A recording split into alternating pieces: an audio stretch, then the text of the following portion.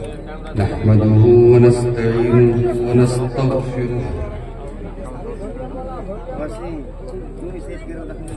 ونعوذ بالله من شرور أنفسنا ومن سيئات أعمالنا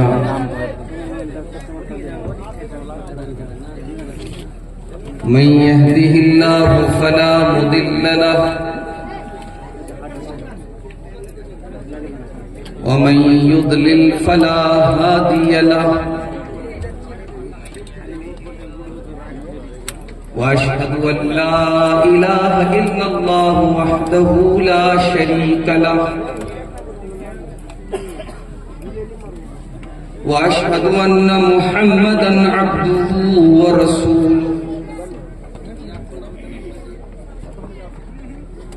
يا أيها الذين آمنوا اتقوا الله حق تقاته ولا تموتن إلا وأنتم مسلمون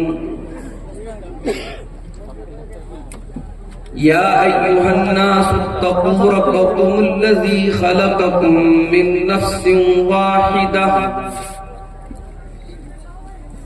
وخلق منها زوجها وبث منهما رجالا كثيرا ونساء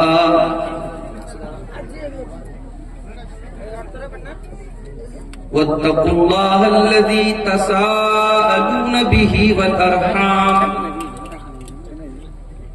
إن الله كان عليكم رقيبا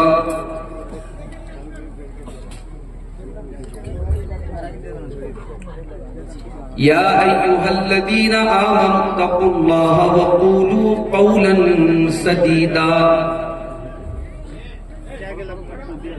يصلح لكم أعمالكم ويغفر لكم ذنوبكم ومن يطع الله ورسوله فقد فاز فوزا عظيما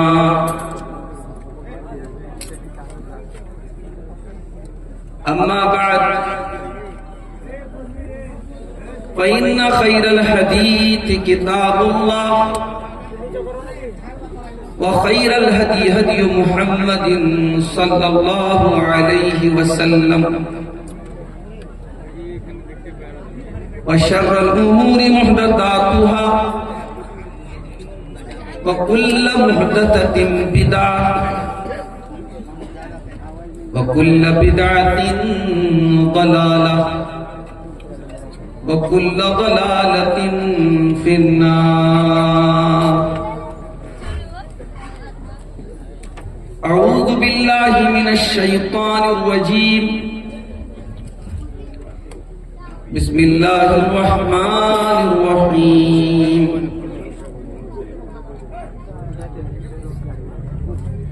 إن جهنم كانت مرصادا للطاغين مآبا لابثين فيها أحقابا لا يذوقون فيها بردا ولا شرابا إلا حميما وغساقا جزاء وفاقا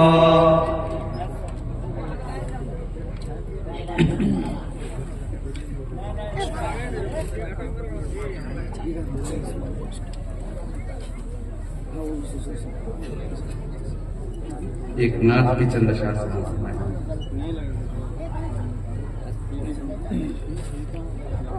آ گئے جب نبی پیروی کے لیے، آ گئے جب نبی پیروی کے لیے، آ گئے جب نبی رہبری کے لیے، اور کیا چاہیے پیروی کے لیے۔ بعثت مصطفیٰ نور ہی نور ہے، بعثت مصطفیٰ نور ہی نور ہے، آخری کیل ہے تیرگی کے لیے، اور کیا چاہیے پیروی کے لیے، آپ کی ہر ادا آپ کا ہر عمل، آپ کی ہر ادا آپ کا ہر عمل اسوہ کاملہ زندگی کے لیے، اسوہ کاملہ زندگی کے لیے، جو پرستار ہے صرف اللہ کا، جو پرستار ہے صرف اللہ کا، پھر نبی اس کے ہیں وہ نبی کے لیے، پھر نبی اس کے ہیں وہ نبی کے لیے، آؤ سیکھیں قرینے عبادت کے ہم، آؤ سیکھیں قرینے عبادت کے ہم، ہے نمونہ نبی بندگی کے لیے، ہے نمونہ نبی بندگی کے لیے، فخر سے دور تھے رہے بتے دو جہاں، فخر سے دور تھے رحمتیں دو جہاں، جانے جاتے صدا عاجزی کے لیے، جانے جاتے صدا عاجزی کے لیے، رات کا وقت ہے رو رہے ہیں نبی، رات کا وقت ہے رو رہے ہیں نبی، رو رہے ہیں فقط امتی کے لیے، رو رہے ہیں فقط امتی کے لیے، جس کے دل میں صحابہ کی الفت نہیں، جس کے دل میں صحابہ کی الفت نہیں، پھر کہاں اس میں الفت نبی کے لیے، پھر کہاں اس میں الفت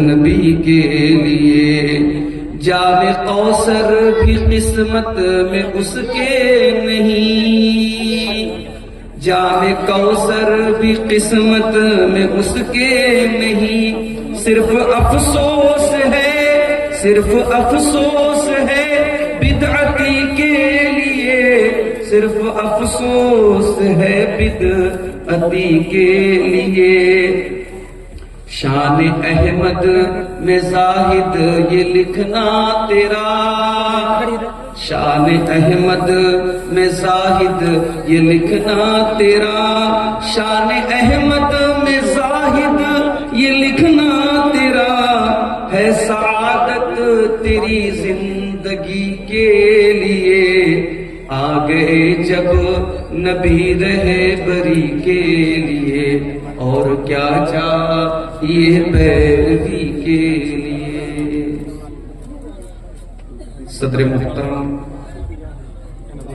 علماء کرام، محترم بزرگوں، نوجوان بھائیوں، ماں اور بہنوں، پیارے بچوں، میں بہت ہی خوش نصیب اپنے آپ کو محسوس کر رہا ہوں۔ نیپال بارڈر کے قریب باغوان نام کے اس علاقے میں شیخ طارق مدنی حفظہ اللہ کی دعوت پر اس عظیم الشان پروگرام میں آج آنے کی سعادت نصیب ہوئی۔ شیخ طارق صاحب نے یہ پروگرام تقریباً 5 مہینہ پہلے اپریل میں ہی طے کر دیا تھا، اسی وقت مجھ سے تاریخ لی تھی، اور حالات پروگراموں کے تعلق سے بہت سازگار نہیں ہے، سفر کے لائق ابھی میری پوزیشن نہیں ہے، پھر بھی چونکہ شیخ کا پروگرام بہت پہلے سے لیا ہوا تھا، اس لیے آج آنا ضروری بھی تھا، اور الحمدللہ بہت ہی کامیاب پروگرام منعقد ہوا۔ اور ابھی مجھ سے پہلے آپ نے بنگلہ زبان کے بہت ہی جانے مانے عالم دین اور خطیب شیخ بدرالدجا ندوی حفظہ اللہ کا خطاب بنگلہ زبان میں سماعت کیا، اور ان سے پہلے بھی بہت سارے علماء کے بیانات ہوئے ہیں۔ اللہ تعالیٰ ان تمام علماء کی محنتوں کو قبول فرمائے اور ہم سب کو کہنے سننے سے زیادہ عمل کی توفیق عطا فرمائے، آمین۔ میرے بھائیوں، دنیا میں ہر کنٹری میں، ہر دیش میں اپرادھیوں کو سزا دینے کے لیے قانون ہوتا ہے، عدالت ہوتی ہے، پولیس ہوتی ہے۔ پولیس کا کام ہوتا ہے جرائم کو روکنا، عدالت کا کام ہوتا ہے انصاف کے تقاضے کو پورا کرنا، اور عدالت میں جب کسی مجرم کا جرم ثابت ہو جائے تو تقریباً دنیا کے ہر دیش میں ایک سسٹم ہے جس کو ہم جیل بولتے ہیں، قید خانہ بولتے ہیں۔ مجرموں کے لیے، گنہگاروں کے لیے دنیا والوں نے سسٹم بنایا ہے کہ ان کو جیل میں ڈالا ہے۔ سوال یہ ہے، ہم اور آپ اس دنیا میں نہ تو اپنی مرضی سے آئے ہیں نہ اپنی مرضی سے جائیں گے۔ آج دنیا میں ہمیں پیسہ مل گیا، دنیا ہمیں جاننے لگی، ہمارے پاس عہدہ آ گیا، دنیا ہمیں سلام کرنے لگی۔ لیکن ایک وقت ایسا بھی تھا جب ہم دنیا میں نہیں آئے تھے، ہمارا کوئی وجود نہیں تھا، اس وقت دنیا کو معلوم بھی نہیں تھا کہ اس نام کا کوئی آدمی دھرتی پر آنے والا ہے۔ دنیا میں انسان اپنی دولت، اپنی شہرت، اپنے نام پر غرور کرنے سے پہلے اپنا وہ دور بھی یاد کرے جب وہ کچھ نہیں تھا۔ کل جمعہ کا دن ہے، آپ فجر کی نماز میں اگر مسجد میں جائیں گے، امام صاحب سنت کے مطابق اگر نماز پڑھائیں گے تو دوسری رکعت میں سورۃ الانسان کی تلاوت کریں گے، سورۃ الدہر کی تلاوت کریں گے۔ سورۃ الدہر کی پہلی آیت میں اللہ تعالیٰ نے کیا کہا؟ هل أتى على الإنسان حين من الدهر لم يكن شيئا مذكورا۔ اے انسان، اے اپنی طاقت میں ناز کرنے والا، اپنی دولت میں غرور کرنے والا، اپنی شہرت میں غرور کرنے والا انسان، تو بھول گیا تیرے اوپر ایک پیریڈ ایسا بھی آیا تھا، ایک دور ایسا بھی آیا تھا، لم یکن شیئا مذکورا، تو کوئی قابل ذکر چیز بھی نہ تھا، کوئی تجھے جانتا نہ تھا، تیرا نام کسی کو پتا نہ تھا، تیرے وجود کے بارے میں تجھے کچھ بھی پتا نہیں۔ پھر اللہ تعالیٰ نے ایک حقیر پانی کے قطرے سے تجھے پیدا کیا، رحم مادر میں الگ الگ پوزیشن میں 9 مہینے تک تو رہا، پھر تیری پیدائش کا ٹائم آیا، تو دنیا میں روتے ہوئے آیا، تیرا باپ ہنس رہا تھا، تیرے گھر والے ہنس رہے تھے، لیکن تو روتا ہوا، چلاتا ہوا دنیا میں آیا تو تو رو رہا تھا، سب ہنس رہے تھے، اور ایک دن ایسا بھی آئے گا جب تو چپ چاپ دنیا سے چلا جائے گا اور تیرے جانے پر تیرے گھر والے روتے رہ جائیں گے۔ روتا ہوا انسان آتا ہے اور رلاتا ہوا دنیا میں چھوڑ کے سب کو چلا جاتا ہے۔ انسان کی زندگی بس رونے اور رلانے کے درمیان ہے۔ انسان اس دنیا میں آیا، 50 سال کی زندگی اس کو اللہ تعالیٰ نے دی، 60 سال کی زندگی اس کو اللہ تعالیٰ نے دی، جوانی کا دور اس نے دیکھا، بڑھاپے کا دور اس نے پایا، طاقت بھی اس کو ملی، دولت بھی اس کو ملی۔ سوال یہ پیدا ہوتا ہے کہ زندگی اللہ تعالیٰ نے کیوں دی ہے؟ اس زندگی کا مقصد کیا ہے؟ اس زندگی کا ادیشیہ کیا ہے؟ اس جیون کا ادیشیہ کیا ہے؟ اس زندگی کا پرپس اور مقصد کیا ہے؟ قرآن کا 29واں پارہ اللہ تعالیٰ ہماری پیدائش کا مقصد بیان کرتا ہے، فرمایا الذی خلق الموت والحیات لیبلوکم ايكم احسن عملا. میرے بندو، ہم نے جیون اور مرتیو کا جو سسٹم بنایا ہے، ہم نے تم کو جو پیدا کیا ہے، ہم نے موت کو بنایا، ہم نے زندگی کو بنایا. کیوں بنایا؟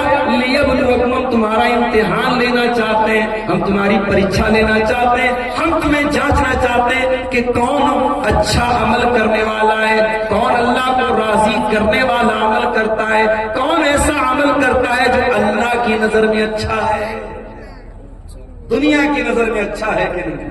اللہ کے یہ میٹر ہے.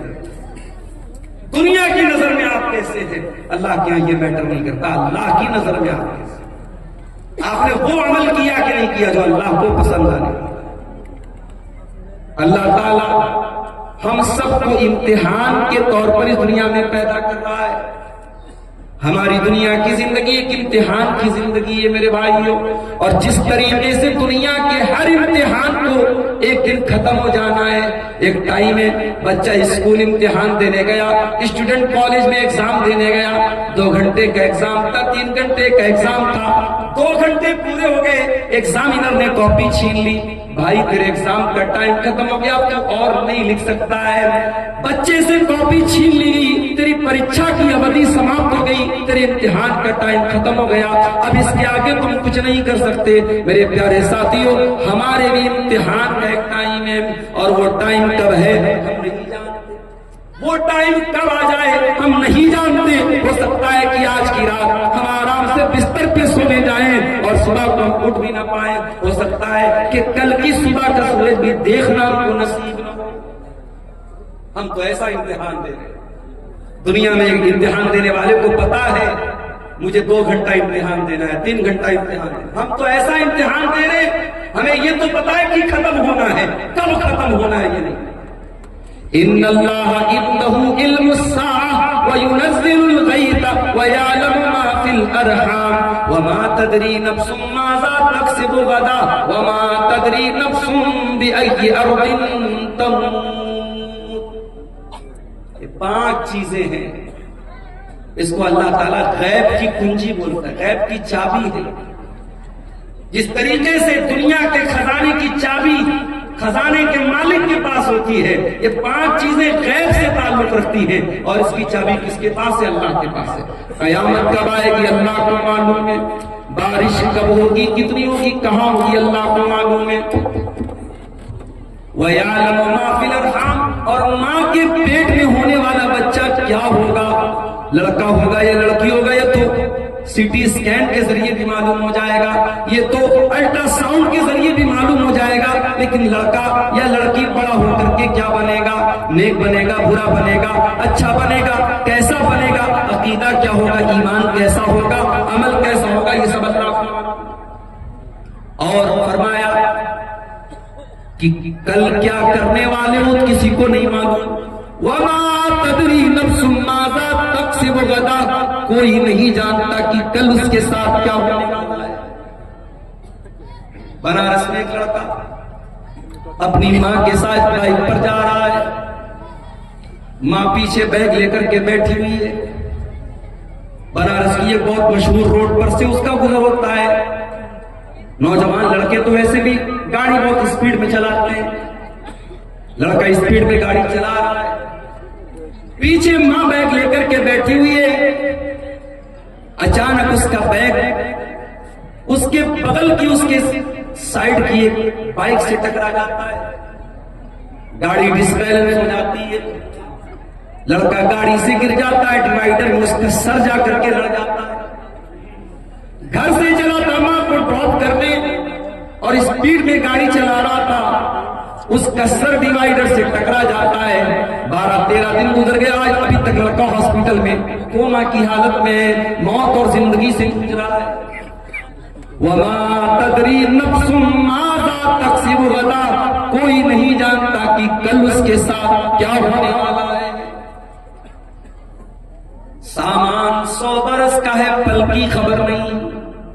انسان 100 سال آگے کی پلاننگ کر کے چل رہا ہے، لیکن کل کیا ہونے والا ہے انسان اس بات کی گارنٹی نہیں دے سکتا. اور فرمایا 5ویں چیز، وَمَا تَدْرِي نَفْسٌ بِأَيِّ أَرْضٍ تَمُوتُ، کوئی نہیں جانتا کہ وہ کہاں مرے گا، کب مرے گا چھوڑو، کیسے مرے گا چھوڑو، کہاں مرے گا۔ باغوان کا رہنے والا، بسمتیا کا رہنے والا، نیپال بارڈر کا رہنے والا اس بات کی گارنٹی نہیں دے سکتا کہ میں اپنے گاؤں میں، اپنے علاقے میں، اپنے گھر میں مروں گا۔ علامہ احسان الہی ظہیر لاہور میں بم دھماکے میں حملہ ہوتا ہے، ان زخمی ہو جاتے ہیں، جلسے کے دوران بم دھماکہ ہوتا ہے، کئی علماء موقع پر شہید ہو جاتے ہیں۔ علامہ احسان الہی ظہیر جن کو سعودی عرب کی حکومت بھی بہت ان کی عزت کرتی تھی، وہاں کی حکومت نے آفر کیا ان کی باڈی کو، ان کے شریر کو، ان کو ریاض کے ہاسپٹل میں لے جا کر کے ایڈمٹ کرایا گیا، سعودی عرب کی راجدھانی ریاض۔ وہاں علاج کے دوران علامہ احسان الہی ظہیر بچ نہ پائے، انتقال ہو گیا، شہید ہو گئے۔ انتقال لاہور میں ہوا، پاکستان میں حملہ لاہور میں ہوا، انتقال ریاض میں ہوا، اور پھر جنازہ مدینہ لے کے آیا گیا اور مسجد نبوی میں جنازے کی نماز پڑھائی گئی اور بقیع کے قبرستان میں دفن کیا گیا۔ وما تدری نفس بأی ارض تموت، کوئی نہیں جانتا کہاں مرے گا، قبر کی مٹی نصیب ہوگی کہ نہیں ہوگی، گھر والے اس کی مٹی دے پائیں گے کہ نہیں دے پائیں گے، اس بات کی بھی کوئی گارنٹی نہیں ہے۔ میرے بھائیوں، ہم اور آپ تو وہ امتحان دے، ہمیں تو یہ بھی پتا نہیں امتحان کی کاپی کب چھین لی جائے۔ اے انسان، تو کتنا نادان ہے، تو دنیا میں امتحان دینے کے لیے آیا ہے اور تجھے یہ بھی پتا ہے کہ وہ امتحان ہو سکتا ہے کل ختم ہو جائے، ہو سکتا ہے پرسوں ختم ہو جائے، تجھے یہ بھی نہیں معلوم کہ تیرا امتحان کب ختم ہو جائے گا اور تب تیرا حساب شروع ہو جائے گا۔ اے انسان، پھر بھی تو غفلت میں پڑا ہوا ہے، تجھے اپنے امتحان کی کوئی ٹینشن نہیں ہے۔ اقترب للناس حسابهم وهم في غفلة معرضون۔ اے انسانوں، تم کتنے نادان ہو، تمہارے حساب کا ٹائم قریب آ چکا ہے، پھر بھی تم غفلت میں پڑے ہوئے۔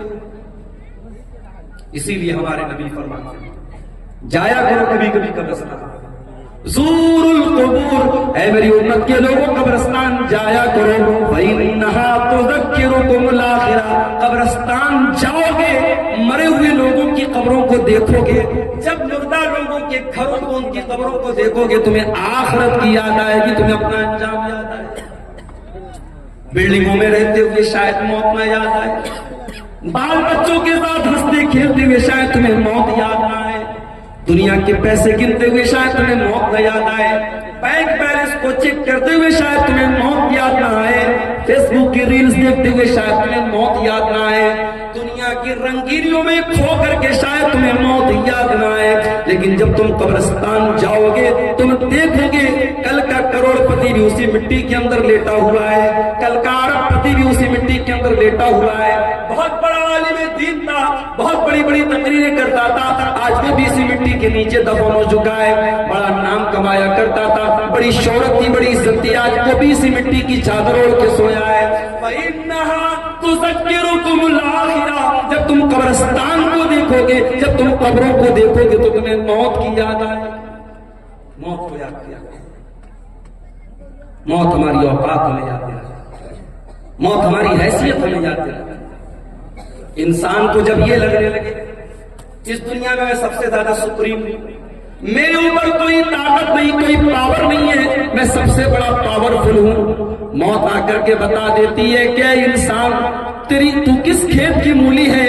بہت بڑا بادشاہ تھا فرعون، بہت بڑا بادشاہ تھا فرعون، اتنا بڑا بادشاہ تھا کہ اللہ تعالیٰ کا مذاق اڑاتا تھا، موسیٰ علیہ السلام سے کہتا تھا کہ اے موسیٰ تو کیا مجھ سے بات کرے گا، اے موسیٰ تو کیا مجھ سے بات کرے گا، ارے تیری زبان میں تو لکنت ہے، تیری زبان میں لڑکھڑاہٹ ہے، اے موسیٰ تو مجھ سے بات کرنے کے لائق نہیں ہے۔ موسیٰ کا مذاق اڑایا، اللہ کے نبی کا مذاق اڑایا، اس نے تو اللہ کا بھی مذاق اڑایا، کہا کہ اے حامان میرے لیے محل بنا دے، سیڑھی لگا دے، میں ذرا جھانک کر کے دیکھوں کہ موسیٰ کا رب کیسا ہے، موسیٰ کا اللہ کیسا ہے۔ اس نے اللہ کا مذاق اڑایا، اس نے موسیٰ علیہ السلام کا مذاق اڑایا، اس نے یہاں تک کہا هذه الانہار تجری من تحتی، اے موسیٰ یہ دیکھو میں مصر کا بادشاہ ہوں اور بڑی بڑی ندیاں میری سلطنت میں بہتی ہیں، میرے محل کے نیچے سے دریا بہتا ہے، میں تو دریاؤں کا مالک ہوں، میں تو ان ندیوں کا مالک ہوں۔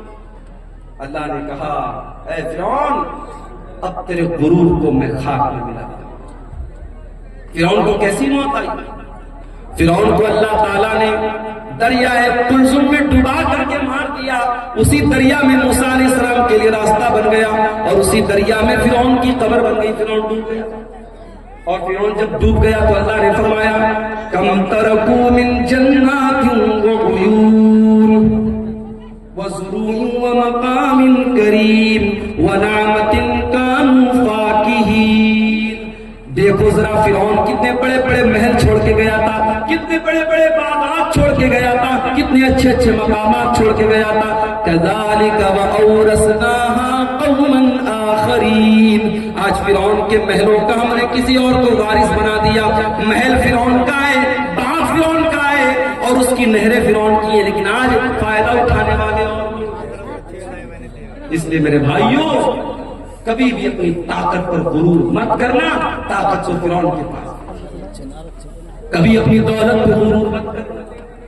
بہت دولت والا آیا تو دنیا میں قارون, اس قدر دولت تھی اس کے پاس. قرآن کہتا ہے کہ جب وہ اس کے خزانوں کی چابیوں کو اللہ کہتا ہے کہ بڑے بڑے پہلوان وَآتَيْنَاهُ مِنَ الْكُنُوزِ مَا إِنَّ مَفَاتِحَهُ لَتَنُوءُ بِالْعُصْبَةِ أُولِي الْقُوَّةِ. بڑے بڑے پہلوان قارون کے خزانے کی چابیوں کو بڑی مشکل سے اٹھاتے. خزانہ نہیں, خزانے کی چابیوں کو, خزانے کے تالے کی چابیوں کو بڑے بڑے پہلوان بڑی مشکل سے اٹھاتے. اتنی دولت تھی قارون کے پاس. جب وہ سج دھج کر کے نکلتا تھا قوم کے لوگ ٹھنڈی سانس لے کر کے کہتے تھے کاش ہمارے پاس بھی اتنی دولت ہوتی.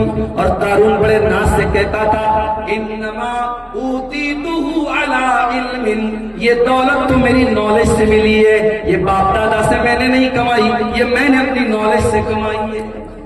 کیا انجام ہوا قارون کا؟ قارون جو اپنی دولت پر بڑا ناز کرتا تھا, جو اللہ کو نہیں مانتا تھا, جو آخرت کو نہیں مانتا تھا, فخسفنا بہ وبدارہ الارض. اللہ نے قارون کو بھی زمین میں دھسا دیا, اس کے سارے خزانے کو, سارے محل کو زمین میں دھسا دیا.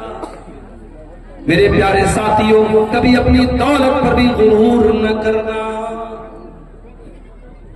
غرور کا انجام بڑا برا ہوتا ہے اور موت آ کر کے انسان کے غرور کو خاک میں ملا.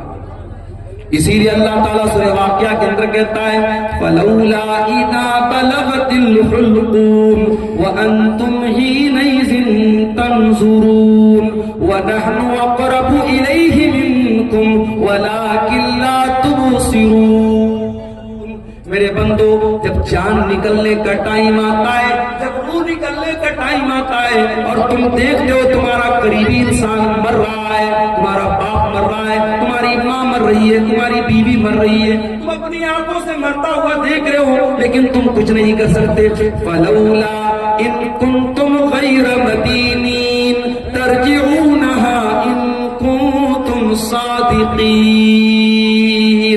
اگر تم کو یہ لگتا ہے کہ تمہارے اوپر کسی کا کنٹرول نہیں ہے, کسی کا پاور نہیں ہے, کسی کی طاقت نہیں ہے, تو ذرا تم مرنے والے کو موت سے بچا کر کے دکھا دو. مرنا تو ہے اور موت آئے گی, ہم بچ نہیں سکتے ہیں. ہم شیش محل میں بھی جا کے اپنے آپ کو قید کر لیں. اللہ کہتا ہے یدرککم الموت ولو کنتم فی بروج مشیدہ. اگر تم سیسا پلائی ہوئی دیوار, اگر تم لوہے کو پگھلا کر کے دیوار میں پیک کر دو اپنے آپ کو, وہاں پر بھی تم کو موت آئے گی. موت کا فرشتہ وہاں بھی تم کو آ کر کے تم کو پکڑ لے گا. اللہ کی پکڑ سے نہیں بچ سکتے. انسان مر گیا, اب مرنے کے بعد انسان یہ تمنا کرتا ہے اے اللہ ایک موقع اور دے دے, میں دنیا میں دوبارہ آنا چاہتا ہوں. کس لیے آنا چاہتے ہو؟ کیا بٹیا کی شادی کرنا باقی تھا, شادی کرنے کے لیے آنا چاہتے ہو؟ کیا اپنا مکان جو تم بنوا رہے تھے ابھی ادھورا ہے, اپنے مکان کو پورا کرنے کے لیے دنیا میں آنا چاہتے ہو؟ کیا اپنے گاؤں میں کوئی زمین خریدنا چاہتے ہو؟ کیا کوئی مکان بنانا چاہتے ہو؟ کیا بیٹے کی شادی کرنا چاہتے ہو؟ کیوں آنا چاہتے ہو؟ اللہ فرماتا ہے حتی اذا جاء احدهم الموت قال رب ارجعون لعلی اعمل صالحا فی ایک موقع اور دے دے، میں وعدہ کرتا ہوں میں دنیا میں آ کر کے نیک عمل کروں گا۔ اے اللہ اب مجھے سمجھ میں آ گیا ہے، اب دوبارہ میں دنیا میں آؤں گا تو میں کوئی تجھ کو ناراض کرنے والا کام نہ کروں گا، کوئی گناہ کا کام نہ کروں گا، کوئی پاپ نہ کروں گا۔ اے اللہ بس ایک چانس اور دے۔ اللہ فرماتا ہے میرے بندے انہا کلمۃ هو قائلها ومن ورائهم برزخ الى یوم یبعثون۔ اللہ فرماتا ہے میرے بندے اب تجھے کوئی چانس ملنے والا نہیں ہے، جو چانس ملا تھا مل چکا، جو موقع ملنا ایک ہی موقع ملے گا، ایک ہی چانس ملے گا میرے نوجوان ساتھیوں، وہ چانس ہمیں اور آپ کو۔ اب اس امتحان میں اگر ہم فیل ہو گئے تو دنیا میں جس طریقے سے جو لوگ مجرم ہوتے ہیں ان کو دنیا والے جیل میں ڈال دیتے ہیں، اللہ تعالیٰ نے اپنے مجرموں کے لیے بھی ایک جیل بنائی ہے اور اس جیل کا نام جہنم ہے۔ اور جہنم کتنی خطرناک جیل ہے، کتنی خطرناک قید خانہ ہے، کتنا خطرناک قید خانہ ہے اور کتنی خطرناک جگہ ہے۔ اور ذرا قرآن میں اس کا نقشہ دیکھتے ہیں۔ اللہ قرآن کے 30ویں پارے میں فرماتا ہے ان جہنم کانت مرصادا للطاغین مآبا لابثین فیہا احقابا۔ یہ جہنم گھات میں بیٹھی ہے، یہ جہنم پردیکشا کر رہی ہے، یہ جہنم انتظار کر رہی ہے، یہ جہنم انتظار کر رہی ہے کس کا؟ اللہ کے مجرموں کا، اللہ کے باغیوں کا، اللہ کے قانون کو توڑنے والوں کا۔ اللہ کے قانون کو توڑنے والوں کا ٹھکانہ ہے یہ جہنم۔ لابثین فیہا احقابا۔ اور کوئی یہ نہ سوچے میں تو شرک نہیں کر رہا ہوں، میں نماز نہیں پڑھ رہا ہوں تو کیا ہو گیا، میں شراب پی رہا ہوں تو کیا ہو گیا، میں حرام کھا رہا ہوں تو کیا ہو گیا، میں کوئی شرک تھوڑی کر رہا ہوں۔ ارے میں جہنم میں جاؤں گا تو کچھ دن جانے کے بعد میں تو جنت میں چلا جاؤں گا۔ اگر اس غلط فہمی میں ہو میرے پیارے ساتھیوں تو یاد رکھو جہنم کے عذاب کی جو سزا ہے وہ ایک پل بھی برداشت کرنے کے قابل نہ ہوگی۔ اور اللہ تو کہہ رہا ہے لابثین فیہا احقابا۔ جہنم میں کتنے عرصے تک انسان پڑا رہے گا، اللہ کا مجرم پڑا رہے گا نہیں معلوم، بہت لمبے ٹائم تک جہنم میں۔ دنیا میں جب ٹیمپریچر ہائی ہوتا ہے انسان کو دو چیزوں کی ضرورت ہے۔ راجستھان میں ایک جگہ ہے باڑمیر، پورے بھارت میں سب سے زیادہ گرمی نہیں پڑتی، آپ جائیں گے وہاں نہیں رہ پائیں گے، آپ وہ گرمی برداشت نہیں کر پائیں گے۔ جس طریقے سے لے اور لداخ میں 0 کے نیچے پارا ہو جاتا ہے سردی کے موسم میں اور پورے مکان اور گھروں میں برف جم جاتا ہے، اس تاپمان میں اور اس ٹیمپریچر میں ہم آپ بہت مشکل سے رہ سکتے ہیں، ویسے باڑمیر کی گرمی میں ہم نہیں سکتے۔ ابھی ہمارے انڈیا میں 47 ڈگری کی گرمی سب سے زیادہ مانی جاتی ہے۔ ابھی سائنٹسٹ لوگوں کا کہنا ہے کہ اگر یہ گرمی 50 تک پہنچ گئی تو حالات برداشت کے باہر ہو جائیں۔ اور میں ایک بات اپنی تقریروں میں بھی کہتا ہوں کہ پانی کی قدر کیا کرو میرے بھائی۔ یہ جو پانی ہم لوگ بہاتے ہیں فضول بہاتے ہیں، سرکاری پانی آ رہا ہے، نل کھول دیا بہ رہا ہے، ایک بالٹی پانی میں نہا سکتے ہیں، 4 بالٹی پانی میں نہا رہے ہیں، ایک کپڑے کو ایک بالٹی میں دھو سکتے ہیں، 10 بالٹی برباد کر رہے ہیں۔ پانی کو برباد نہ کرو میرے بھائیوں۔ افریقہ کی راجدھانی ہے کیپ ٹاؤن، کیپ ٹاؤن کے اندر جتنا گراؤنڈ کے اندر پانی ہے سب پانی ختم ہو چکا ہے۔ ساؤتھ افریقہ کی راجدھانی ہے کیپ ٹاؤن، وہاں پانی ختم ہو چکا ہے گراؤنڈ پر۔ اور سائنٹسٹ کا کہنا ہے کہ اگر بھارت میں پانی کی بربادی نہیں رکی تو 2040 تک بھارت کے بڑے بڑے شہروں میں دلی، ممبئی، چنئی، بنگلور میں گراؤنڈ کے اندر زمین کے اندر کا پانی ختم ہو جائے۔ پانی بہت بڑی نعمت ہے، پانی کا استعمال بہت احتیاط کے ساتھ۔ ہمارے نبی کی سنت بھی ہے، ہمارے نبی صلی اللہ علیہ وسلم بہت کم پانی میں وضو کر لیتے تھے اور بہت کم پانی میں غسل کر لیتے تھے۔ ہمارے یہاں تو ماشاءاللہ نل کا انتظام ہے، ٹوٹی کا انتظام ہے، کھول لیا تو لوگ بے دردی سے پانی بہا رہے ہیں۔ میرے پیارے ساتھیوں پانی کی قدر کرو، پانی بہت بڑی ہے۔ جب گرمی بڑھتی ہے تو پانی کی ضرورت پڑتی ہے، گرمی پڑتی ہے تو ٹھنڈک کی ضرورت پڑتی ہے۔ اللہ فرماتا ہے لا یذوقون فیہا بردا ولا شرابا۔ جہنم کے اندر نہ تو جہنمیوں کو ٹھنڈک ملے گی نہ پانی ملے گا. پیاس لگے گی پانی چاہیے پانی بھی نہیں ہے, گرمی لگے گی ٹھنڈک چاہیے ٹھنڈک بھی نہیں ملے گی. الا حمیما وغساقا, ان کو ملے گا تو کھولتا ہوا گرم پانی ملے گا, ان کو ملے گا تو پیپو مواد ملے گا, ان کو ملے گی تو غلیظ قسم کی چیزیں ملیں گی جو نہ کھا سکتے ہیں نہ پی سکتے ہیں. اللہ, یہ جہنمیوں کا حال.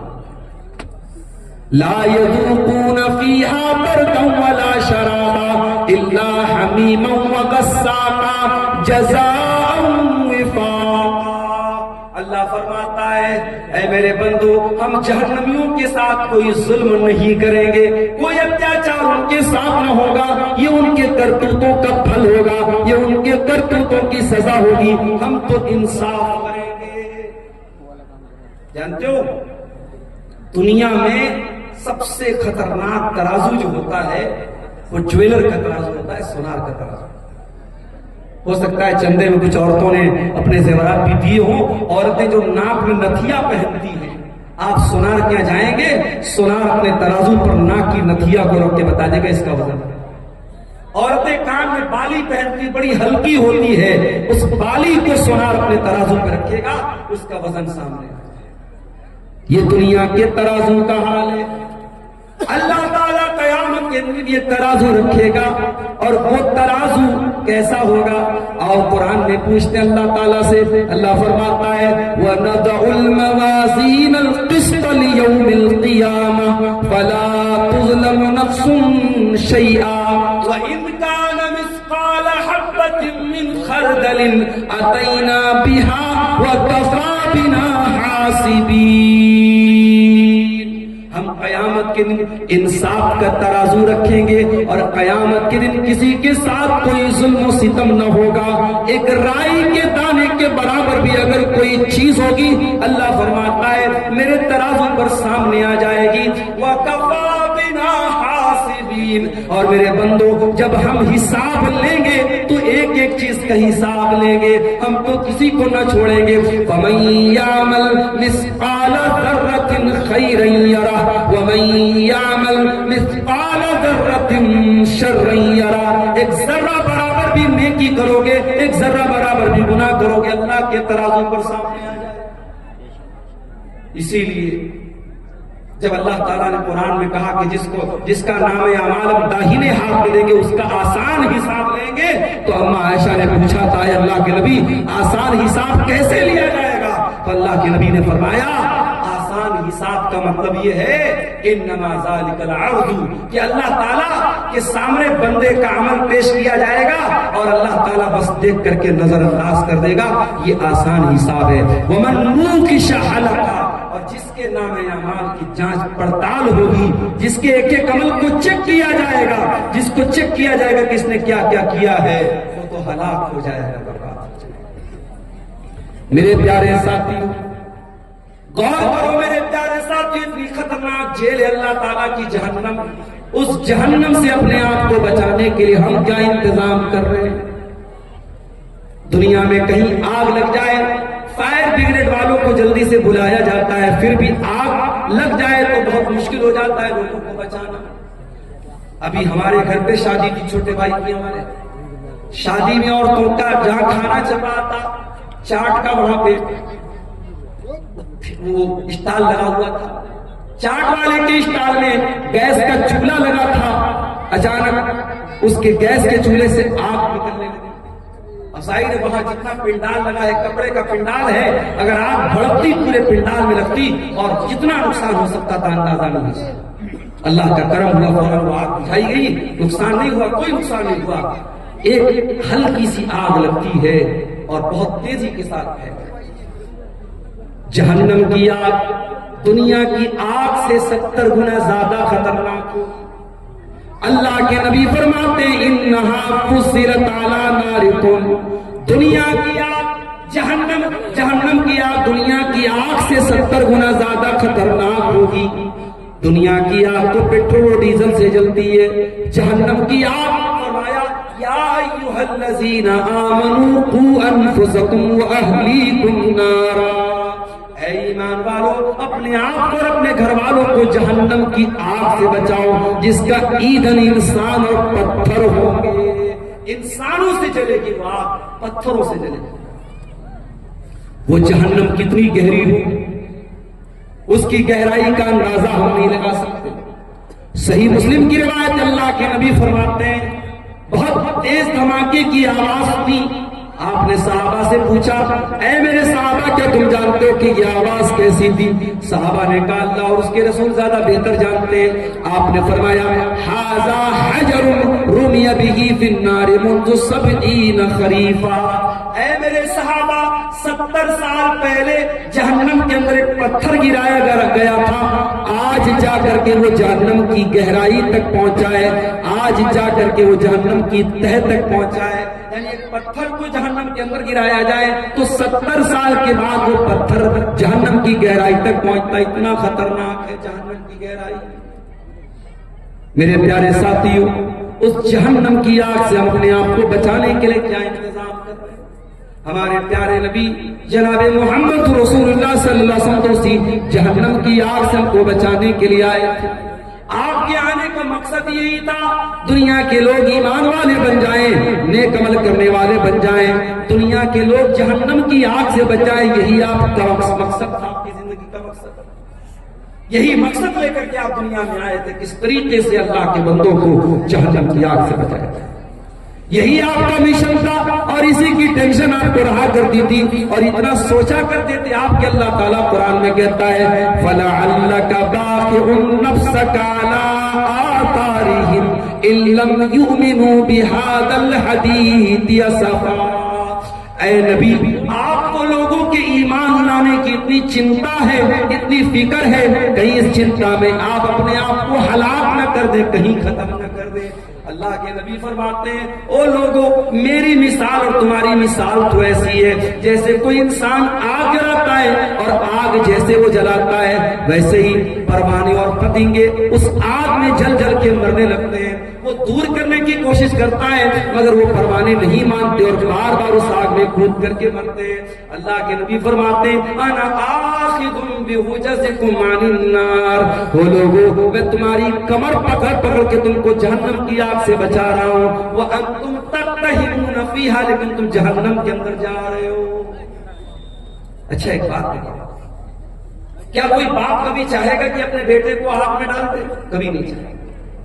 آگ میں ڈالنا تو بڑی دور کی بات ہے، بچے کو ذرا سی آگ کی چنگاری بھی پہنچے، باپ اگر واقعی میں باپ ہے، اس کے سینے میں باپ کا دل ہے، اپنے بیٹے کو ہلکی سی چنگاری میں بھی مبتلا نہیں کر سکتا. ہمارے پیارے نبی اس امت کے روحانی باپ تھے. ہمارے نبی کے دل میں ایک باپ اپنے بچوں کا جتنا خیر خواہ ہوتا ہے، جتنا بھلائی چاہنے والا ہوتا ہے، اس سے کہیں زیادہ بھلائی چاہنے والے ہمارے نبی تھے. اسی لیے ہمارے نبی نے ایک ایک چیز بتا دی، کون سا کام کرو گے تو جہنم میں جاؤ گے اور کون سا کام کرو گے تو جہنم سے بچو گے. آپ نے فرمایا اتقوا النار ولو بشق تمرہ. اے لوگوں جہنم کی آگ سے اپنے آپ کو بچا لو ولو بشق تمرہ. اگر ایک کھجور کا ٹکڑا تم دے کر کے اللہ کی راہ میں صدقہ کر کے اگر بچا سکتے ہو، اگر اللہ کی راہ میں ایک کھجور کا ٹکڑا تم دان دے کر کے، چندہ دے کر کے، صدقہ دے کر کے اگر اپنے آپ کو جہنم کی آگ سے بچا سکتے ہو تو بچا لو. اللہ کے نبی نے بہت سارے ایسے اعمال بتائے. آپ نے فرمایا من صلی البردین دخل الجنہ. جو فجر کی نماز اور عصر کی نماز، جو دو ٹھنڈی نمازیں، جو ان دونوں نمازوں کو پابندی سے پڑھے گا وہ جنت میں جائے گا. بہت سارے اعمال آپ نے ایسے بتائے ہیں جو ہم کو جہنم سے بچانے والے اور جنت میں لے کر کے جائیں. اب آئیے کچھ ایسے اعمال بھی آپ کے سامنے بیان کرو جو جہنم میں لے کر کے جانے والے. اس لیے کہ بیماری کا علاج یہ بھی ہوتا ہے کبھی کبھی کہ ہم بیماری کو جان جائیں. کہتے ہیں نا جانکاری ہی بچاؤ ہے. جب ہمیں یہ معلوم ہو جائے کہ یہ چیز ہم کو جہنم میں لے کر کے جانے والی ہے، ہم اس سے اپنے آپ کو بچائیں گے. انشاءاللہ ہم جہنم سے جانے سے انشاءاللہ بچ جائیں گے. آئیے ذرا قرآن اٹھاتے ہیں. میرے پیارے ساتھی وہ کون سی چیزیں جو جہنم میں لے کر کے جانے والی ہیں؟ سب سے پہلی چیز اور سب سے خطرناک چیز جو جہنم میں لے کر کے جانے والی ہے، قرآن کہتا ہے ان اللہ لا یغفر ان یشرک بہ ویغفر ما دون ذلک لمن یشاء۔ اللہ تعالیٰ شرک کو معاف نہیں کرے، اللہ کے ساتھ کسی اور کو شریک کیا جائے، کسی اور کی عبادت کی جائے، اس کو اللہ تعالیٰ برداشت نہیں کرے گا۔ اللہ کے اس گناہ کی معافی نہیں۔ آج کتنے مسلمان ہیں، ان کے گلے میں دیکھو دھاگا پڑا ہوا ہے، ان کے ہاتھ میں دیکھو دھاگا پڑا ہوا ہے، اور وہ دھاگے کے اوپر یہ عقیدہ رکھتے ہیں کہ جب تک یہ دھاگا میں پہنے ہوئے ہوں تب تک میں بیمار نہ پڑوں گا، مجھے نظر نہ لگے گی، میرا بچہ بیمار نہ پڑے گا۔ میرے پیارے ساتھیوں، کتنے مسلمان ہیں جو بتوں کے آگے نہیں تو کم سے کم قبروں کے آگے جا کر کے سجدہ کر رہے ہیں، کتنے پیڑ کے آگے جا کر کے دھاگا باندھ رہے ہیں، کتنے مسلمان ہیں جو جانوروں تک کی بنائی ہوئی قبروں پر جا کر کے سر جھکا رہے ہیں۔ مولانا الطاف حسین حالی نے بڑا سچا نقشہ کھینچا تھا، کہا تھا کرے غیر کر بت کی پوجا تو کافر، کواکب میں مانے کرشمہ تو کافر، جھکے آگ پر بہرے سجدہ تو کافر، جو ٹھہرائے بیٹا خدا کا تو کافر، مگر مومنوں پر کشادہ ہے راہیں، پرستش کرے شوق سے جس کی چاہے، نبی کو جو چاہے خدا کر دکھائیں، اماموں کا رتبہ نبی سے بڑھائیں، مزاروں پہ جا جا کے نظریں چڑھائیں، شہیدوں سے جا جا کے مانگے دعائیں، نہ توحید میں کچھ فرق اس سے آئے، نہ اسلام بگڑے نہ ایمان جائے۔ مسلمان یہ سمجھتا ہے اس نے کلمہ پڑھ لیا اب وہ شرک نہیں کر سکتا، وہ شرک پروف ہو گیا، اس سے شرک نہیں ہو سکتا۔ صرف کلمہ پڑھ لینے سے شرک نہیں، شرک سے آپ نہیں بچ سکتے جب تک کلمہ کے اوپر آپ عمل نہ کریں گے اور کلمہ کے تقاضے کو آپ نہیں سمجھیں گے۔ میرے پیارے ساتھیوں، شرک سے اپنے آپ کو بچاؤ، شرک کرنے والا جہنم کی آگ میں ہمیشہ ہمیشہ جلے گا۔ انہ من یشرک باللہ فقد حرم اللہ علیہ الجنہ ومأواہ النار وما للظالمین من انصار۔ جو شرک کرے گا وہ ہمیشہ جہنم میں رہے گا، اس کا کوئی مددگار نہیں۔ اور آگے بڑھیے، شرک تو نہیں کرتا ہے انسان، کفر کرتا ہے۔ کفر کا مطلب کیا ہوتا ہے؟ جتنی چیزوں پر ایمان لانا انیوار ہے، ضروری ہے، اس میں سے کسی چیز کا انکار کر دینا۔ اب یہ بھی نوٹ کر لو کہ 6 چیزوں پر ایمان لانا ضروری ہے، اللہ پر، اس کے فرشتوں پر، اس کی کتابوں پر، اس کے رسولوں پر، قیامت کے دن پر اور تقدیر پر۔ یہ 6 چیزیں ہیں جو ایمان کے ارکان ہیں، جو پلرز آف ایمان ہیں۔ ان 6 میں سے کسی کا بھی انکار کر دے، کوئی فرشتوں کو نہ مانے، کوئی اللہ کی کتابوں کو نہ مانے، کوئی قیامت کو نہ مانے، کوئی تقدیر کو نہ مانے، ان 6 چیزوں کا انکار کرنے والا کافر ہے، کافر۔ اور اللہ فرماتا ہے وَمَن يَكْفُرْ بِالْإِيمَانِ فَقَدْ حَبِطَ عَمَلُهُ وَهُوَ فِي الْآخِرَةِ مِنَ الْخَاسِرِينَ۔ کہ ایمان لانے کے بعد اگر کوئی کفر کرے گا، کوئی کلمہ پڑھنے کے بعد ان چیزوں میں سے کسی چیز کا انکار کرے گا تو وہ برباد ہو جائے گا دنیا میں بھی اور آخرت۔ تو میرے بھائیوں، شریعت میں جتنی چیزیں فرض ہیں، ضروری ہیں، اگر ان کا بھی کوئی انکار کرتا ہے، مثال کے طور پر اگر کوئی روزہ نہیں رکھتا ہے تو گنہگار ہے، لیکن اگر کوئی روزے کا انکار کرتا ہے تو کافر ہے۔ کوئی نماز نہیں پڑھتا ہے تو گنہگار ہے، لیکن اگر کوئی نماز کا انکار کرتا ہے وہ کافر ہے۔ کوئی زکات نہیں دیتا ہے تو گنہگار ہے، کوئی زکات کا انکار کر دے تو کافر ہے، کوئی حج نہیں کر رہا ہے طاقت کے باوجود تو وہ گنہگار ہے، فاسق ہے، لیکن اگر حج کا انکار کر دے، حج کی فرضیت کا انکار کر دے تو وہ کافر ہو جاتا ہے۔ تو یہ دوسری چیز ہے جو جہنم میں لے کر کے جاتا ہے۔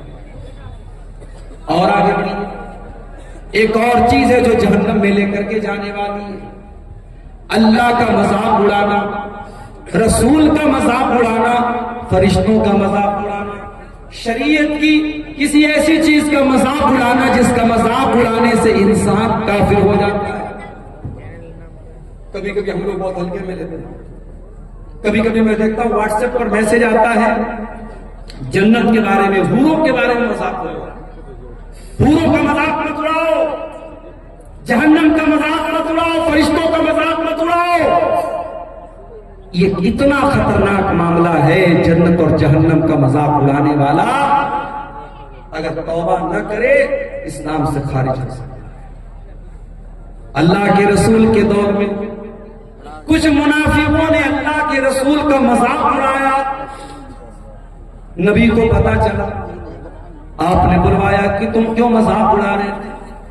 کہنے لگے اللہ کے نبی ہم لوگ تو ٹائم پاس کر رہے تھے، ہم لوگ تو ٹائم پاس کر رہے تھے، ہم تو ہمارے دل میں کوئی غلط نیت نہ تھی۔ اللہ نے قرآن کی آیت نازل کر دی سورہ توبہ کی، وَلَئِن سَأَلْتَهُمْ لَيَقُولُنَّ إِنَّمَا كُنَّا نَخُوضُ وَنَلْعَبُ۔ اے نبی اگر آپ ان سے پوچھیں گے کہ تم کیا کر رہے تھے، یہ بولیں گے ہم تو ہنسی مذاق کر رہے تھے، ہم تو ٹائم پاس کر رہے تھے۔ قُلْ بِاللَّهِ وَآيَاتِهِ وَرَسُولِهِ كُنتُمْ تَسْتَهْزِئُونَ۔ اے نبی ان سے پوچھو کیا تم اللہ کا مذاق اڑا رہے ہو؟ کیا تم اللہ کی آیتوں کا مذاق اڑا رہے ہو؟ کیا تم اللہ کے رسول کا مذاق اڑا رہے ہو؟ لا تعتذروا قد کفرتم بعد ایمانکم۔ اب تم کوئی بہانہ پیش نہ کرنا، تم جب اللہ کا تم نے مذاق اڑایا، تم نے رسول کا مذاق اڑایا، تم نے اللہ کی آیتوں کا مذاق اڑایا تو تم کافر ہو گئے۔ آج کل 72 حوروں پر فلمیں آ رہی ہے بالی ووڈ، خبردار یہ فلمیں آپ کے عقیدے کو کمزور کرنے کے لیے بنی ہیں۔ اور اسلام کی اکبر الہ آبادی نے کہا تھا اسلام کی فطرت میں قدرت نے لچک دی ہے، اتنا ہی ابھرے گا جتنا کہ دباؤ۔ اسلام کے خلاف جتنا بھی پروپیگنڈا کر لیا جائے، اسلام فوبیا کا جتنا بھی ماحول بنا دیا جائے، ہمارا عقیدہ بھی ہے اور یہ بات مشاہدہ بھی یہ بات بتاتا ہے کہ اسلام کی تبلیغ رک نہیں رہی ہے۔ اسلام کے خلاف اتنے پروپیگنڈے ہونے کے باوجود الحمدللہ ابھی بھی اسلام پھیل رہا ہے، اور یہی وہ بات ہے جو اسلام کے دشمنوں کو چبھتی ہے۔ اور کبھی 72 حوروں کے نام سے فلمیں بنتی ہیں، کبھی ہم 4 اور ہمارے 12، ہم 2 اور ہمارے 12، اس طریقے کی فلمیں بنتی ہیں، اسلام کے احکام کا مذاق اڑایا جاتا ہے۔ اور افسوس کی بات یہ کہ بہت سارے مسلمان بھی اس طریقے کی فلموں کو دیکھتے ہیں اور پروموٹ کرتے ہیں۔ میرے پیارے ساتھیوں یاد رکھیے، اللہ کا، اس کے رسول کا، اس کی آیتوں کا مذاق اڑانا، اللہ کی شریعت کا مذاق اڑانا یہ اتنا خطرناک گناہ ہے جو اسلام کو انسان سے خارج ہے۔ ہماری بہت ساری بہنیں نقاب نہیں پہنتی، یہ اتنے بڑے افسوس کی بات نہیں ہے کہ وہ نقاب نہیں پہنتی۔ افسوس کی بات یہ ہے کہ وہ نقاب کے اوپر کمنٹ کرتی ہیں اور کہتی ہیں ارے مولانا صاحب یہ نقاب آپ لوگوں نے اپنے من سے اس کو نکالا ہے، اسلام میں اس کی کوئی حیثیت نہیں۔ یہاں تک عورتیں کہتی ہیں جو پردہ سے دور بھاگتی ہیں، جو بے حیا عورتیں ہوتی ہیں، وہ کہتی ہیں ارے پردہ کیا ہوتا ہے، انسان کا دل پاک ہونا چاہیے، انسان کی نظر پاک ہونا چاہیے۔ میرے پیارے ساتھیوں، ایک لڑکی گھر سے نقاب پہن کر کے نہیں نکلتی ہے وہ بہت بڑا گناہ کرتی ہے، مگر ایک لڑکی نقاب نہیں پہنتی ہے اور ساتھ میں وہ نقاب کا مذاق اڑاتی ہے اور نقاب کو اسلام کے احکام میں سے، پردے کو اسلام کے احکام میں سے نکالنے کی کوشش کرتی ہے۔ ایسی عورتوں کو جا کر کے قرآن کی یہ آیت پڑھ کے سنا دو، یا ایھا النبی قل لازواجک وبناتک ونساء المؤمنین یدنین علیہن من جلابیبہن ذلک ادنی ان یعرفن فلا یؤذین۔ اے نبی اپنی بیویوں سے کہہ دیجئے، اپنی بیٹیوں سے کہہ دیجئے اور تمام مسلمان عورتوں سے کہہ دیجئے کہ جب وہ اپنے گھر سے نکلا کریں تو اپنے اوپر جلباب ڈال لیں، اپنے اوپر نقاب ڈال لیں، اپنے اوپر ایسی چادر ڈال لیں جس سے ان کا شریر ڈھک جائے، جس سے ان کا بدن ڈھک جائے۔ اللہ فرماتا ہے یہ پردہ ان کی پہچان بن جائے گا، یہ پردہ بتا دے گا کہ یہ نقاب پہننے والی عورتیں، یہ پردہ کرنے والی عورتیں، اور کوئی ان کو چھیڑنے کی ہمت نہ کر سکے گا۔ میرے پیارے ساتھیوں، جو لوگ یہ بولتے ہیں کہ دل صاف ہونا چاہیے، پردہ کرنے کی کوئی ضرورت نہیں ہے، میں ان سے پوچھتا ہوں اس دنیا میں کیا صحابہ کرام سے بھی زیادہ کوئی صاف ستھرے دل والا آیا تھا؟ نبیوں کے بعد، اللہ کے پیغمبروں کے بعد اگر سب سے زیادہ پاک اور صاف دل والا کوئی آیا تھا تو نبی کے صحابہ آئے تھے، اور اس دنیا میں سب سے نیک عورتیں اگر تھیں تو نبی کی بیویاں تھیں، لیکن قرآن کہتا ہے نبی کی بیویوں کے بارے میں بھی کہ ان کو بھی پردہ کرنا ہے. اور اللہ تعالیٰ اپنے نبی کے صحابہ سے کہتا ہے کہ جب تم اپنے نبی کے گھر میں جاؤ اور تمہیں کوئی سامان مانگنا ہے نبی کی بیویوں سے، فَاسْأَلُوهُنَّ مِنْ وَرَاءِ حِجَابٍ، تو پردے کی آڑ سے مانگو، ڈائریکٹ مت جاؤ. ذَلِكُمْ أَطْهَرُ لِقُلُوبِكُمْ وَقُلُوبِهِنَّ، اسی میں تمہارے دل کی بھی پاکی ہے، اسی میں ان کے دل کی بھی پاکی ہے. میرے پیارے ساتھیوں، قرآن 1400 سال پہلے بتا رہا ہے کہ پردہ کرنے کے بعد دل پاک ہوتا ہے، پردہ کے بغیر دل پاک ہوتا ہے. ایک بات اور بول دوں، لڑکی جوان ہو گئی، اب چاہے ٹیچر سامنے ہو، چاہے چاچا ہو، چاہے کوئی بھی، چاچا کا نام تو میں نے ایسے لے لیا، ٹیچر ہو، کوئی بھی ایسا رشتہ دار ہو جو غیر محرم ہے، اگر غیر محرم ہے تو جوان لڑکی کو اس سے پردہ کر. وہاں یہ نہیں چلے گا کہ صاحب میرے گاؤں کے ہیں. میں نے ایک مرتبہ تقریر میں بول دیا تھا، بڑا اس پر بوال بھی ہوا، ایک لڑکی کے بارے میں جو بہت مشہور ہوئی تھی پورے انڈیا میں. وہ نقاب میں ایک اسکول کالج میں جا رہی تھی اور اس کے اوپر جب فرقہ پرستوں نے حملہ کرنے کی کوشش، اس نے نعرہ تکبیر لگایا تھا، پوری دنیا میں اس لڑکی کا بڑا نام وائرل ہوا. لیکن بعد میں ایک اور ویڈیو آیا جس میں میں نے دیکھا کہ ایک اجنبی آدمی، ایک کوئی بھی اجنبی آدمی اس کے گھر جاتا ہے اس کو شاباشی دینے کے لیے اور اس جوان لڑکی کے کندھے پر ہاتھ رکھتا ہے. تو ظاہر ہے کہ ہم اس لڑکی کے جذبے کی اپنی جگہ قدر کرتے ہیں، مگر جو چیز غلط ہے وہ غلط ہے. شریعت یہ کہتی ہے کہ اگر کوئی مرد بہت نیک ہے اور کوئی عورت بہت نیک ہے، لیکن اگر دونوں غیر محرم ہیں تو دونوں کو پرائیویسی اگر ملے گی، دونوں تنہائی میں ملیں گے، اکیلے میں ملیں گے، تو تیسرا شیطان، لا یخلون رجل بامرأة الا وثالثهما الشیطان، اگر کوئی مرد کسی عورت کے ساتھ اکیلے میں ہوگا تو تیسرا شیطان، چاہے لڑکی عالمہ ہو، لڑکا عالم ہو، لڑکی بہت اپنے دور کی نیک ہو اور لڑکا اپنے دور کا بہت بڑا اللہ کا ولی ہو، اگر لڑکا اور لڑکی، مرد اور عورت اگر غیر محرم ہیں اور اکیلے میں مل رہے ہیں تو تیسرا شیطان ہوگا. میرے پیارے ساتھیوں، آپ سوچ نہیں سکتے ہماری شریعت نے کہاں کہاں سے سماج میں پنپنے والی برائیوں کو روکا ہے. یہ جو آج گناہ ہوتے ہیں نا، سماج بڑا دشت ہو رہا ہے، بڑا گندا ہو رہا ہے، یہ بے حیائی بڑی پھیل رہی ہے، یہ گندگی بڑی پھیل رہی ہے. کیوں پھیل رہی ہے؟ کبھی اس پر آپ نے غور کیا؟ آج اتنے بڑے بڑے جلسے اور پروگرام ہونے کے باوجود ہمارے علاقوں کی شادیوں میں آج بھی وہ تمام برائیاں ہو رہی ہیں جس سے علماء منع کرتے ہیں. تمام بے پردگی ہو رہی ہے شادی بیاہ میں جو اسلام کے اندر حرام ہے. تمام رسم و رواج پر عمل ہو رہا ہے جس کی کوئی حیثیت نہیں اسلام کے اندر. آپ نے شادی بھی، میں گاڑی لے کر کے آ رہا تھا، 4 ویلر لے کر کے بیرپور میں جب پہنچا، ہمارے ڈرائیور صاحب نے دیکھا کہ پورے دونوں طرف پھاٹک لگا ہوا ہے. میں نے ڈرائیور صاحب سے کہا کہ لگ رہا ہے مولانا طارق صاحب نے بہت دور تک گیٹ لگوایا، بڑا لمبا چوڑا انتظام ہے. آگے بڑھا تو پتہ لگا صاحب شادی ہو رہی ہے. کوئی شادی تھی اور ایسی شادی کی دور دور تک گیٹ لگا ہوا ہے اور گانا بج رہا ہے، ڈی جے بج رہا ہے. آج وہ کسی غیر مسلم کی شادی تھی. بتانا یہ چاہتا ہوں کہ آج ایک دن کی شادی کی خوشی کے نام پر لوگ لاکھوں روپے خرچ کرتے ہیں اور غیر مسلم کی باتیں مسلمان بھی کرتا ہے. ابھی اتر پردیش کے میرٹھ شہر میں شادی ہوئی، وہاں دلہے کو شادی کے موقع پر 2.5 کروڑ روپے ملے ہیں اور نکاح پڑھانے والے مولوی صاحب کو 11 لاکھ روپے ملے ہیں. اور ایک رسم ہوتی ہے گھڑی پہنائی، دلہے کو سالی لوگ گھڑی پہناتی ہیں، اس گھڑی کی پہنائی کی جو ہے وہ جو پیسہ اس کا دیا گیا 11 لاکھ روپے اس کا دیا گیا. ہمارے یہاں مدرسے میں لیکن چرچا چل رہی تھی کہ مدرسے میں پڑھانا چھوڑ کے چل کے ہم لوگ میرٹھ میں نکاح پڑھائے، ایک نکاح کا 11 لاکھ روپے. تو یہ مسلمان کے حالات ہیں اس قوم کے. اس قوم کے بچے بھوکے مر رہے ہیں، اس قوم کی عورتیں، بیوہ عورتیں کھانے کو ترس رہی ہیں، اس قوم کی یتیم بچیاں بدکاری کا راستہ اپنا رہی ہیں، اس قوم کے نوجوان شادی بیاہ پر اتنی فضول خرچی کر رہے ہیں. اتر پردیش کے سدھارتھ نگر میں ایک شادی ہوئی، مسلمان کی شادی ہے اور نوٹوں کی بارش کر رہا ہے دلہا. 20 لاکھ روپے اس نے پانی کی طرح بارات پہ بہا.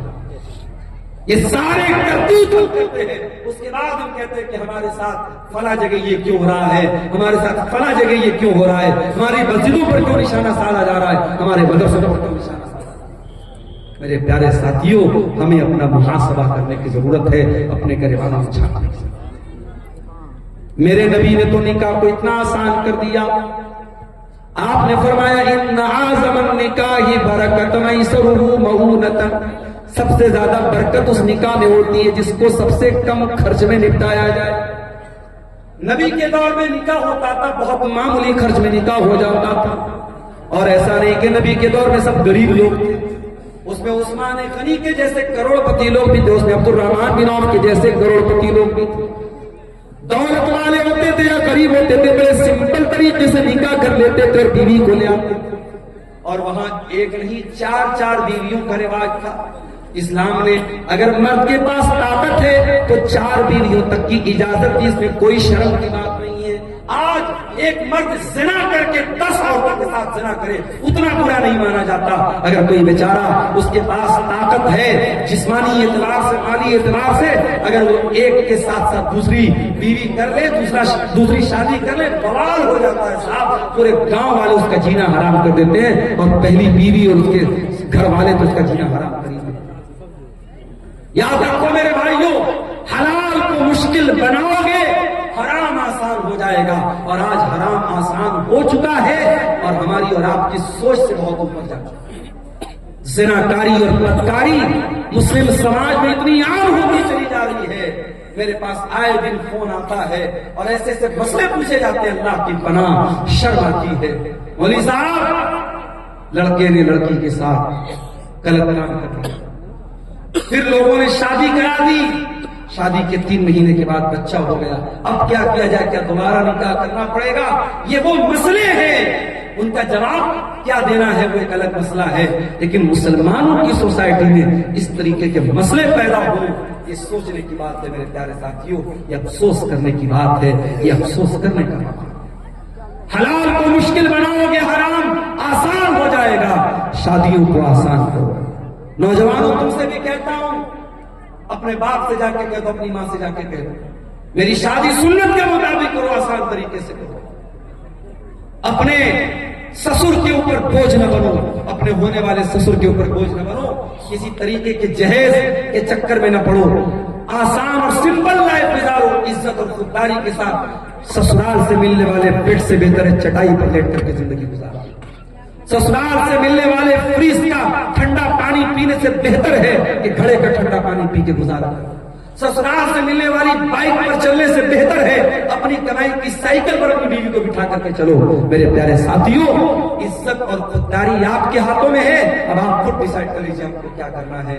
میرے عزیزوں، زناکاری وہ گناہ ہے جو جہنم کے اندر لے کے جانے والا ہے۔ اللہ کہتا ہے وَلَا تَقْرَبُوا الزِّنَا إِنَّهُ كَانَ فَاحِشَةً وَسَاءَ سَبِيلًا، اے میرے بندو تم زنا کے قریب بھی نہ جانا، یہ بڑا ہی گندا کام ہے، بہت برا راستہ ہے۔ اللہ کے نبی کی عادت تھی فجر کی نماز پڑھنے کے بعد آپ صحابہ کی طرف اپنا چہرہ کر لیتے تھے اور آپ صحابہ سے پوچھتے تھے کیا تم نے کوئی خواب دیکھا ہے؟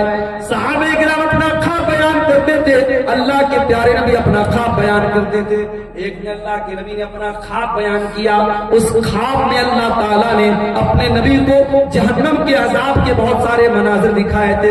بہت لمبی حدیث ہے، میں پوری حدیث آپ کے سامنے نہیں پڑھنا چاہتا ہوں، اس کا ایک ٹکڑا آپ کے سامنے پڑھنا چاہتا ہوں کہ اللہ کے نبی نے اس خواب میں دیکھا کہ آپ کا گزر ایک ایسی جگہ سے ہوا جو تندور کے جیسی جگہ تھی، تندور جس میں روٹی بنائی جاتی ہے، تندور کے جیسی کوئی جگہ تھی۔ اللہ کے نبی فرماتے جب میں نے جھانک کر کے دیکھا وَإِذَا فِيهِ لَغَةٌ وَأَصْوَاتٌ، اس تندور کے اندر سے آوازیں آ رہی تھی، چلانے کی آوازیں۔ میں نے جب جھانک کر کے دیکھا تو اس میں بہت سارے مرد و عورت الٹے لٹکے ہوئے تھے اور سب کے سب برہنہ تھے، سب کے سب ننگے تھے، اس کے بدن پر کوئی کپڑا نہ تھا، مرد بھی ننگے عورتیں بھی ننگے، وہ الٹے لٹکے ہوئے تھے اور जहन्नम की आग आती थी और उनकी शर्मगाहों में दाखिल हो रही थी। अल्लाह के नबी ने पूछा कि जब वो जहन्नम की आग आती थी और उनकी शर्मगाहों में दाखिल होती थी, वो चिल्लाने लगते थे, वो चीखने लगते थे। अल्लाह के नबी ने पूछा कि ये कौन लोग हैं कि उनके इतना दर्दनाक अज़ाब हो रहा है? जवाब मिला, हाउलाई सुनात वस्सवानी, ऐ अल्लाह के नबी, ये ज़िनाकार मर्द हैं और ज़िनाकार औरतें हैं। मेरे भाइयों, इस समाज से इस बुराई को मिटाना है तो ये दो काम करना हमको बहुत जरूरी है। पहला काम, अपने घर में हमें माहौल पर्दा वाला और शर्म हया वाला बनाना पड़ेगा। अपने घर में महरम गैर महरम का फर्क करना पड़ेगा। आपकी लड़की जवान हो गई, अब कोई भी आता है गांव का और अगर आपकी बेटी बेपर्दा उसके सामने आ जा रही है तो इस पर आपको पाबंदी लगाना पड़ेगा। मैं जानता हूं जिस माहौल में ये चीजें आम हो जाती है वहां बचना बहुत मुश्किल हो जाता है, मगर मैं ये भी जानता हूं कि साउथ अफ्रीका का क्रिकेटर हाशिम अमला अगर उस मुल्क में जहां हर तरफ नंगी औरतें घूमती हों, अगर उस मुल्क में उसकी बीवी सर से पैर तक नकाब में चल सकती है, तो आपके इलाके में अगर ये पर्दे का माहौल न हो, लेकिन अगर आप चाहेंगे, अगर बाप चाहेगा, अगर माँ चाहेगी, तो उसकी बेटी इस माहौल पर भी इंशाअल्लाह। मेरे पास ऐसे भी केस आते हैं मेरे भाई, ऐसी बच्चियों के फोन आते हैं जो कहती हैं कि हम ऐसे घरों में शादी करना चाहते हैं जहां हमें इस्लामी पर्दे पर अमल करने दिया जाए, जहां देवर और जेठ से पर्दे का माहौल हो, जहां बेपर्दगी न हो, बेहयाई न हो, हम ऐसे घर में शादी करना चाहते हैं। आज के इस दौर में ऐसी भी मुसलमान लड़कियां हैं। ये पहला काम आपको करना पड़ेगा, अपने घर के माहौल को इस्लामी माहौल बनाना पड़ेगा। और दूसरा काम क्या करना पड़ेगा? निकाह को आसान करना पड़ेगा। जब तक आप ये काम नहीं करेंगे मेरे प्यारे साथियों, ज़िनाकारी और बदकारी को नहीं। जहन्नम में लेकर के जाने वाला एक और अमल है सूद खाना, ब्याज खाना। अल्लाह के नबी ने लानत की है बाकायदा, लानल्लाहु आकिल रिबा व मुकिलहु व कातिबहु व शाहिदैहि। सूद खाने वाला, सूद खिलाने वाला, सूद की गवाही देने वाला, सूद को लिखने वाला, सब पर अल्लाह की लानत हो। और कुरान कहता है फ़इल्लम तफ़अलू फ़अज़नु बिहर्बिन मिनल्लाहि व रसूलिही। अगर सूद खाने वाला अगर सूद खाने से बाज नहीं आता है, अगर ब्याज खाने वाला अगर ब्याज खाने से बाज नहीं आता है, तो कुरान कहता है अल्लाह से और उसके रसूल से जंग करने के लिए तैयार। कौन ब्याज नहीं खा? किसका सेविंग अकाउंट नहीं है? सबका सेविंग अकाउंट है और सबके अकाउंट में, किसी के अकाउंट में 10 रुपया, किसी के अकाउंट में 100 रुपया, किसी के अकाउंट में 1 लाख रुपया, जिसकी जितनी कैपिटल है उस हिसाब से ब्याज आ रहा है। और ये तो वो ब्याज है जो सेविंग अकाउंट में मिलता है। कितने मुसलमान तो बाकायदा FD कराते हैं, बैंक में 1 लाख रुपया जमा कर दिया, 1 लाख पर 1,06,000 रुपया हर साल ब्याज बैंक दे रहा है। कितने बड़े बड़े पैसे वाले मुसलमान इसी ब्याज के जरिए पैसा कमा रहे हैं। माफ करना मेरे भाई, इतना बड़ा गुनाह है ये ब्याज। अल्लाह के नबी ने फरमाया कि अपनी सगी मां के साथ जिना करने से भी बड़ा गुनाह। आपने फरमाया कि जिना के 70 सूद के 70 से ज्यादा दर्जे हैं, उसमें सबसे हल्का दर्जा ये है अय्यन की हर रजुल उम्महू, के अपनी मां के साथ इंसान से। मेरे प्यारे साथियों, सूद और ब्याज से अपने आप को बचाओ। अपने भाइयों से कहना चाहता हूं, ऐसी कंपनियों में पैसा न लगाओ, ऐसे बिजनेस में पैसा न लगाओ जो फ्रॉड है, जो जुआ है, जो सूद है। बहुत सारी कंपनियां आजकल चली हैं, कोई क्रिप्टो करेंसी के नाम से, कोई फला मेटा ओजोन के नाम से, कोई फला कंपनी के नाम से, कोई ड्रीम 11 के नाम से।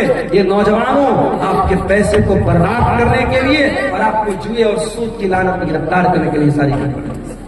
हलाल तरीके से पैसा कमाओ, बहुत सारे पैसा कमाने के तरीके। तो ये सूद और ब्याज भी मेरे भाइयों जहन्नम में लेकर के जाने वाला अमल है। अब 2-4 बातें और बयान करूंगा और जाते जाते एक अपील करके जाऊंगा।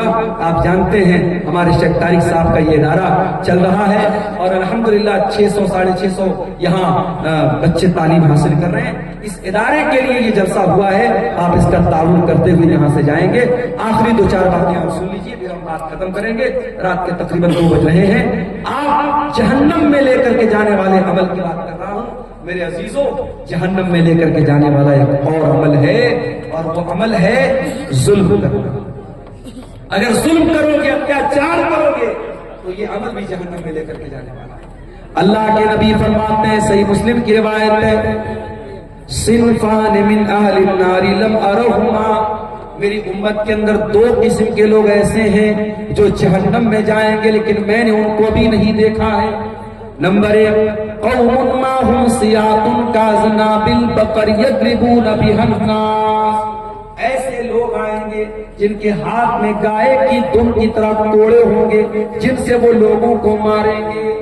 علماء نے لکھا ہے کہ گائے کی دم کی طرح کوڑے سے مراد پاور ہے، طاقت ہے، اقتدار ہے، قوت ہے.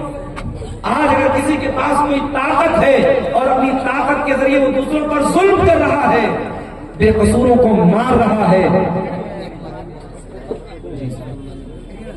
ماشاءاللہ، یہ 1,41,000 روپے نیپالی ہیں، کسی اللہ کے بندے نے اس ادارے میں تعاون کے طور پہ دیا ہے. اللہ تعالیٰ اس بھائی کے تعاون کو قبول فرمائے، اس کے مال میں اللہ تعالیٰ برکت دے. میرے بھائیوں، اللہ کے نبی فرما رہے ہیں جن کے ہاتھ میں پاور ہے اور پاور کا غلط استعمال کریں گے وہ لوگ جہنم میں جائیں. آپ دیکھ رہے ہیں ابھی ملک کے حالات کیا ہیں، اور ہمارے جس اسٹیٹ سے میں آتا ہوں اس اسٹیٹ کے حالات بھی آپ دیکھ رہے ہیں کس طریقے سے بے قصور کو قصوروار اور قصوروار کو بے قصور بنایا جاتا ہے، ہم جانتے ہیں. لیکن ہاں 2-4 امیدوں کے دیے اب بھی ہے روشن، ماضی کی حویلی ابھی ویران نہیں. اگر شرجیل امام نام کا وہ لڑکا جس کو بے قصور جیل کی کال کوٹری میں ڈالا گیا، تو آج اللہ کا فضل و کرم ہے اس لڑکے کی بہن نے اپنی تعلیم کے بل پر جو جج بن گئی عدالت کی، غالباً ہائی کورٹ کی وہ جج بنی ہے، اس نے دنیا کو دکھا دیا کہ تم ظلم کر کے ہمارے ٹیلنٹ کو نہیں روک سکتے ہو، ہماری صلاحیت کو نہیں روک سکتے. میرے پیارے ساتھیوں، ظالم یاد رکھے، ہر ظالم یہ بات یاد رکھے کہ اللہ تعالیٰ نے ہر فرعون کے لیے موسیٰ کا انتظام کر رکھا. اور اس کے بعد اللہ کے نبی فرماتے ہیں جہنم میں جانے والی دوسری قسم ہوگی ان عورتوں کی، وَنِسَاءٌ كَاسِيَاتٌ عَارِيَاتٌ مُمِيلَاتٌ مَائِلَاتٌ، ایسی عورتیں جہنم میں جائیں گی جو کپڑا پہن کر کے بھی ننگی ہوں گی، غیر مردوں کو اپنی طرف مائل کریں گی اور خود بھی ان کی طرف مائل ہو جانے والی ہوں گی. لا يدخلن الجنہ، ایسی عورتیں جنت کے اندر نہیں جائیں گی. ولا یجدن ریحہا، اور جنت میں جانا تو بہت دور کی بات ہے، وہ جنت کی خوشبو بھی نہیں پائیں گی. تو یہ عمل بھی میرے پیارے ساتھیوں جہنم میں لے کر کے جانے والا. اور آگے بڑھیے، کسی کا حق مار لینا، کسی کی زمین پر ناجائز قبضہ کر لینا، بھائی کا اپنی بہن کا حق مار لینا، باپ کا اپنی بیٹی کا حق مار لینا، پڑوسی کا حق مار لینا، یہ بھی بہت بڑا گناہ ہے. اللہ کے نبی فرماتے ہیں من نقض شبرا من الارض، جو کسی کی زمین پر ایک بالشت، ایک بتا اگر کسی کی زمین پر ناجائز قبضہ کر لے گا تو بقا من 70 یوم القیامہ، تو قیامت کے دن اس کو 7 زمینوں کا توق اس کی گردن میں ڈالا جائے گا. یہ زمین، یہ جائیداد سب یہی رہ جائے گی. کسی کی زمین پر ناجائز قبضہ کر کے آپ اپنے بچوں کے لیے شاید فیوچر بنا دیں، مگر اپنا فیوچر آپ خراب کر لیں گے، اپنے آپ کو جہنم کا حقدار بنا لیں گے. آج کتنی زمینیں لوگ ہڑپتے ہیں، ہم دوسروں سے کیا شکوا کریں. آج قبرستان کی زمین پر، عیدگاہ کی زمین پر اور مسجدوں کی زمینوں پر لوگوں نے ناجائز قبضہ کر کے رکھا ہے. اللہ کے نبی فرماتے ہیں اگر کسی کی زمین ایک بتا بھی اگر کسی کی زمین پر، اور کوئی یہ کتنا ہے، یہ خواتین کی طرف سے، عورتوں کی طرف سے اماؤنٹ آیا ہے، اس میں کچھ انڈین ہیں کچھ نیپالی ہیں. اللہ تعالیٰ ان تمام ہماری ماں بہنوں کی ان کے تعاون کو قبول فرمائے اور مزید ان کو اللہ کی راہ میں تعاون دینے کی توفیق عطا فرمائے. شیخ فیروز عالم ندوی صاحب نے 50,000 روپے کا تعاون پیش کیا ہے. آپ مدیر الجامعۃ الاسلامیہ ریاض العلوم ہیں. اللہ تعالیٰ شیخ محترم کے اس عطیہ کو قبول فرمائے، ان کے مال میں، ان کے اہل و عیال میں برکت عطا فرمائے، اور ہمارے وہ بھائی جو ابھی تک اس کام میں پیچھے رہے ان کو بھی اللہ تعالیٰ توفیق دے کہ وہ آگے بڑھیں اور اس کار خیر میں حصہ لیں. اللہ تعالیٰ آپ سب کے تعاون کو قبول فرمائے. تو میرے عزیزوں، جہنم میں لے کر کے جانے والا ایک عمل، انسان دوسرے کا حق مانتا ہے، یہ بھی ایک بہت بڑا عمل ہے. اور آگے جہنم میں لے کر کے جانے والا ایک اور عمل ہے، اس کا تعلق ہمارے بدن کے ایک ایسے حصے سے ہے جو ہے تو بہت چھوٹی سی چیز مگر اتنی خطرناک ہے کہ بڑی بڑی جنگیں کرا دیتی ہے، جس کو ہم زبان کہتے ہیں. زبان کا گناہ بھی انسان کو جہنم میں لے کر گیا. اللہ کے پیارے نبی نے صلی اللہ علیہ وسلم نے ایک مرتبہ حضرت معاذ بن جبل سے فرمایا، ان کو بہت ساری باتیں آپ نے بتائی، صدقہ کے بارے میں بتایا، نماز کے بارے میں بتایا، جہاد کے بارے میں بتایا. پھر آپ نے فرمایا کہ اے معاذ، کیا میں ان تمام باتوں کا خلاصہ تم کو نہ بتا دوں؟ انہوں نے کہا کیوں نہیں، اے اللہ کے رسول ضرور بتا دیجیے. آپ نے اپنی زبان کی طرف اشارہ کر کے فرمایا املک علیک لسانک، اے معاذ اپنی زبان کو کنٹرول کر لو، یہ ساری چیزوں کا خلاصہ ہے. حضرت معاذ بن جبل نے کہا اے اللہ کے رسول وَإِنَّا لَمُؤَاخَذُونَ بِمَا نَتَكَلَّمُ بِهِ، اے اللہ کے نبی کیا اپنی زبان سے جو ہم بولتے ہیں کیا اس پر بھی اللہ تعالی ہماری پکڑ کرے گا؟ آپ نے فرمایا اے معاذ، میں تو تم کو بہت سمجھدار آدمی سمجھتا تھا، اے معاذ تیری ماں تم کو گم کر دے. وَهَلْ يُكَبُّ النَّاسُ عَلَى مَنَاخِرِهِمْ إِلَّا حَصَائِدَ أَلْسِنَتِهِمْ، قیامت کے دن لوگ اپنی ناک کے بل گھسیٹ کر کے جہنم میں جائیں گے اسی اپنی زبان کی کرتوت. یہ گالی اسی زبان سے بکی جاتی ہے، کسی کی عزت اسی زبان سے اتاری جاتی ہے.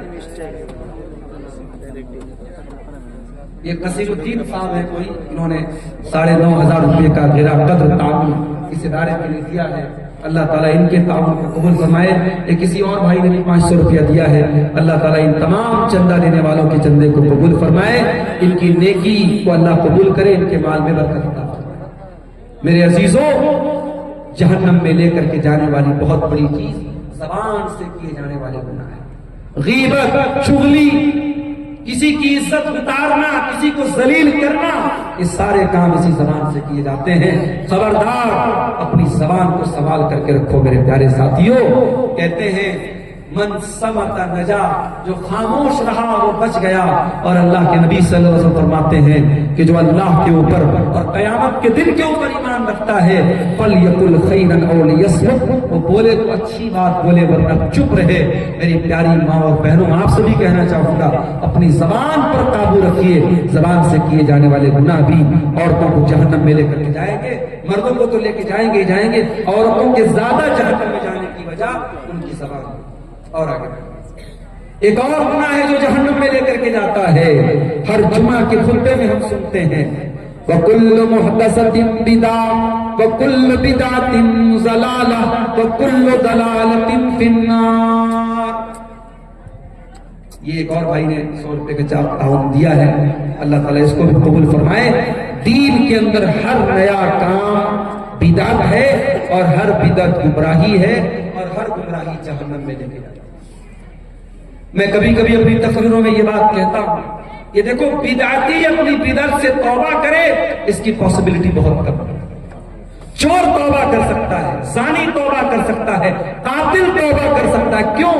قاتل کو پتا ہے میں غلط کام کر رہا ہوں، زانی کو پتا ہے میں گناہ کا کام کر رہا ہوں، چور کو پتا ہے میں چوری کر کے گناہ کا کام کر رہا ہوں. مگر بدعتی، بدعت کرنے والا اپنے آپ کو نیک سمجھ کر کے اور اپنی بدعت کو نیکی سمجھ کے کرتا ہے، اس لیے اس کا توبہ کرنا بہت مشکل ہوتا ہے. اسی لیے میرے پیارے ساتھیوں، بدعتی کے توبہ کرنے کی امید بہت کم ہوتی ہے، یا آپ کہہ سکتے ہیں کہ بدعتی سے توبہ کی توفیق چھین لی جاتی ہے. اسی لیے علماء کہتے ہیں کہ جہاں کوئی بدعت پیدا ہوتی ہے وہاں کوئی سنت ختم ہو جاتی ہے. ہمارے یہاں بہت ساری مسجدوں میں فرض نماز کے بعد اجتماعی دعا ہوتی ہے. جیسے ہی سلام پھیرا، امام صاحب نے ہاتھ اٹھا کے دعا کرنا شروع کیا اور سارے مقتدی بھی اجتماعی طور پہ دعا کرتے ہیں. ظاہر ہے کہ یہ عمل بدعت ہے. انفرادی طور پر تو انسان دعا کر سکتا ہے، مگر اجتماعی طور پر سارے لوگ مل کر کے دعا کریں یہ ثابت نہیں ہے، یہ بدعت ہے۔ اور اس کا نقصان کیا ہوتا ہے کہ نماز کے بعد کے جو اذکار ہیں وہ لوگ نہیں پڑھتے اور ایسے ہی اٹھ کے چلے جاتے ہیں۔ تو میرے ساتھیوں، بدعت سے اپنے دامن کو ہمیں بچانا ہے۔ بدعتی قیامت کے دن اللہ کے پیارے نبی کے ہاتھوں سے کوثر کا جام بھی اس کو نصیب نہیں ہوگا۔ یہ مزید 1000 روپے کا تعاون ایک بھائی نے اور پیش کیا ہے، اللہ اس کو بھی قبول فرمائے۔ ابھی ہمارے ایک بھائی نے پیچھے سے کہا کہ کچھ لوگ ٹائم کے پہلے اذان دے دیں، ٹائم کے پہلے، چاہے عصر کی اذان ہو چاہے فجر کی اذان ہو، اگر جو ٹائم ہے بہت سوچ سمجھ کر کے جنتری بنائی گئی، ٹائمنگ بنائی گئی ہے، اس ٹائمنگ سے پہلے اگر کوئی اذان دیتا ہے تو نہیں۔ اسی طریقے سے بعض جگہوں پر دیکھا گیا کہ قبرستان میں مردے کو دفنانے کے بعد وہاں کھڑے ہو کے اذان دے رہے، بھائی یہ کیا ہے؟ کہتے صاحب ہم اذان دے کر کے شیطان کو بھگا رہے ہیں یہاں سے، تاکہ ہمارا جو مردہ ہے اس سے سوال و جواب میں آسانی ہو جائے۔ معاف کیجئے، مردے کی آسانی کے لیے دعا کرنے کا حکم ہے، اذان دینے کا حکم نہیں ہے۔ اس لیے میرے عزیزو، آپ بدعت کے ہر طریقے سے اپنے آپ کو بچائیے۔ ایک بھائی پوچھ رہے ہیں کہ ریاکاری سے بچنے کا کیا طریقہ ہے؟ ریاکاری سے بچنے کا ایک طریقہ تو یہ ہے کہ آپ جب بھی کوئی نیکی کریں اس احساس کے ساتھ اور اس فیلنگ کے ساتھ کریں کہ کسی کو پتا نہ چلے، چپکے سے نیکی کرو۔ وہ کہاوت ہے نا، نیکی کر دریا میں ڈال، یہ ایک عادت ڈال لیں۔ دوسری بات ہے کہ اپنی نیکی کے بارے میں بیان نہ کرے لوگوں سے۔ اور پھر تیسری چیز یہ ہے کہ اگر آپ ریاکاری سے بچنا چاہتے ہیں تو زندگی میں کچھ عمل ایسا کر کے جائیے جو بالکل سیکرٹ ہو، آپ کو پتا ہو اللہ کو۔ اللہ تعالیٰ نے قرآن کریم میں اپنے نیک بندوں کے بارے میں فرمایا وَيُطْعِمُونَ الطَّعَامَ عَلَىٰ حُبِّهِ مِسْكِينًا وَيَتِيمًا وَأَسِيرًا، میرے نیک بندے مسکینوں کو، یتیموں کو، قیدیوں کو کھانا کھلاتے ہیں اور کہتے ہیں انما نطعمکم لوجہ اللہ لا نرید منکم جزاء ولا شکورا، کہ ہم تم کو اللہ تعالیٰ کو راضی کرنے کے لیے کھلا رہے ہیں، ہمیں کوئی بدلہ نہیں چاہیے، کوئی شکریہ نہیں، بس یہ ہونا چاہیے اخلاص۔ اگر یہ چیز آپ کے اندر ہے انشاءاللہ تو ریاکاری سے آپ بچ جائیں گے۔ اگر کوئی رشتہ دار یا ماں باپ قرآن پڑھنے کے لیے بولا تو بچہ ان کو خوش کرنے کے لیے اچھے سے پڑھتے ہیں اور سعودی کی آواز کیا لکھا ہے، سریلی آواز سے پڑھتے ہیں، تو یہ ریاکاری ہے یا نہیں؟ دیکھیے قرآن کو ایسے بھی سریلی آواز سے پڑھنا چاہیے، ماں باپ کو دکھانے کے لیے آپ پڑھتے تو غلط ہے۔ قرآن جب بھی پڑھیں تو اچھی آواز میں پڑھنے کا حکم ہے۔